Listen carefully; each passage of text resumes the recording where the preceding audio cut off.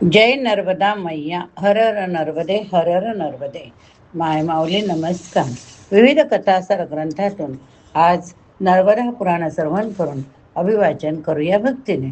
तुम्ही पण बोला हर हर नर्मदे.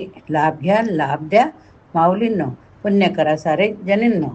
चला तर सुरुवात करूया. भाग 23. श्री गणेशाय नमः, श्री कुलदेवताय नमः, हर हर नर्मदे. श्रवण केलं ज्यांनी ज्यांनी प्रतीक वेधल्या हर हर नर्मदे. मृत्यू लोकात येऊन नर्मदेने पुरुकुत्साला पती बनवणे. नर्मदा स्नानाचा महिमा आपण श्रवण करूया.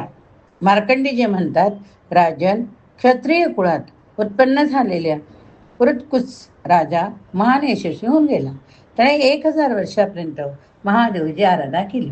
त्यांच्या तपस्येवर संतुष्ट होऊन महादेवजीने विचारले, राजन, आपणास कोणता वर पाहिजे?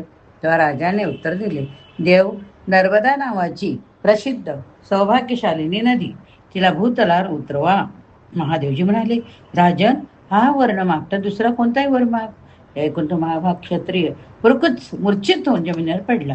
हे पाहून शिवजी म्हणाले, राजन, आपण स्वस्थ राहा.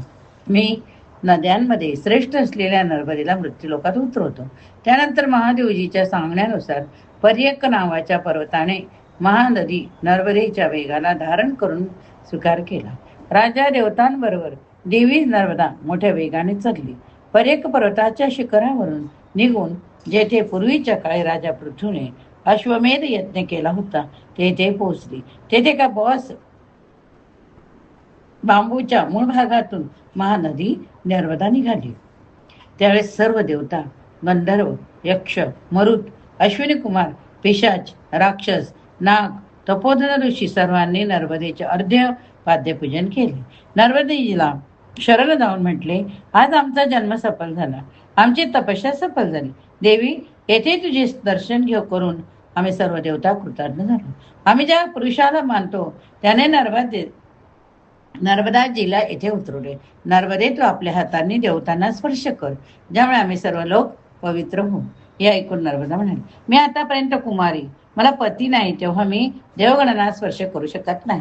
नर्मदेचे हे उत्तर ऐकून देवता व्याकुळ झाल्या व म्हणाल्या, देवी, तुझ्यासारख्या रूपाने गुणाने संपन्न असलेल्याला उत्तम वर कुठेही प्राप्त होऊ शकतो? ज्याने तुला ह्या लोकात प्रगट केले तोच तुझा पती. पूर्वीच्या काळी ब्रह्माजीच्या शापाने समुद्र मृत्यू लोकात जाऊन राजा पुरुकुत्सच्या रूपात उत्पन्न झाला. तो इक्ष्वाकु कुळाच्या आनंदाला वाढविणारा तो देवतुल्य क्षत्रिय पुरुकुत्सच तुझ्याकरिता श्रेष्ठ वर आहे. नर्मदा म्हणाली, ज्यांच्यामध्ये अशा प्रकारचे देवत्व आहे, ज्यांची सर्व प्रजा धर्मामध्ये स्थित आहे, त्या महात्मा पुरुकुत्स विषयी काय बोलले जाऊ शकते? स्वयंभू ब्रह्माजीचे मानसपुत्र ज्याप्रमाणे धर्मनिष्ठ सांगितले आहे, त्याप्रमाणेच पुरुकुत्स सुद्धा धर्माचे पालन करणारे आहे. तेव्हा मी त्यांनाच पतिरूपात स्वीकार करते. राजा पुरुकुत्स म्हणाले, नर्मदे, तू देवकन्या, माझ्यावर कृपा कर, जेणेकरून माझे पितर स्वर्ग लोकाला जातील, मी महायशस्वी होईल. नर्मदा म्हणाली, राजेंद्र, असेच होईल. आपणास माझ्याकडून जे जे पाहिजे ते सर्व माझ्या प्रसादाने आपल्याला प्राप्त होईल. असे म्हणून देवी नर्मदा पर्यक पर्वतातून निघून पश्चिम दिशेला चालली. धनुष्यातून सुटलेल्या बाणाप्रमाणे पृथ्वीला विदीर्ण करत पर्वत शिखरांना तोडत फोडत मोठ्या वेगाने जात होती. त्यावेळेस विज्ञ पर्वताच्या ज्या ज्या भागात गेली त्या त्या भागात स्नान केले जाते. तेथे तीर्थ नसलेल्या ठिकाणावर स्नान केल्याने 1000 गंगा स्नानाचे फळ मिळते. त्यानंतर वेदज्ञ तीर्थ नसलेल्या ठिकाणावर स्नान केल्याने 1000 गंगा स्नानाचे फळ मिळते. त्यानंतर वेदज्ञ महर्षींनी सुखाचा विस्तार करणाऱ्या लोकपावनी महादेवी नर्मदेचे स्तवन केले. वेदधर्माचे मूळ होय, श्रुती फुल्याने फळे होय, अग्निहोत्र परायण पुण्यात्मा ब्राह्मण फळाचा उपभोग घेतो, परंतु ते सुद्धा नर्मदेला स्वर्गाची शिर्डी समजून तिचे सेवन करतात. जेथे जेथे भगवान शिवाच्या पवित्र मंदिराजवळ पुण्यमयी नर्मदा विद्यमान आहे, तेथे तेथे नर्मदा नदीमध्ये स्नान केल्यास 1,00,000 गंगा स्नान केल्यास समान आहे. अग्निहोत्राने जे पुण्य मिळते, पितरांचे श्राद्ध घातल्याने जे फळ प्राप्त होते ते सर्व नर्मदेच्या पाण्याने उपलब्ध होते. नर्मदेच्या नावाचे कीर्तन करणे, तिचा संगम तीर्थात दान देणे यासारखे पुण्य नाही. जी बुद्धिमान व्यक्ती प्रातकाळी उठून नर्मदा नदीमध्ये स्नान करते त्या व्यक्तीचे आधीच्या व या जन्माचे केलेले पाप नष्ट होते. जो कोणी मनुष्य नर्मदेमध्ये कुठेही स्नान करतो तेव्हा त्यांच्याकडून झालेले 100 जन्माचे पाप तत्काळ नष्ट होते. जो नर्मदेच्या तटावर मृत्यूला प्राप्त होतो तो भगवान शंकराच्या स्वरूपाला प्राप्त होतो. जेथे नर्मदा नाही तेथे पापांचे प्रायश्चित्त करावे सांगितले जाते.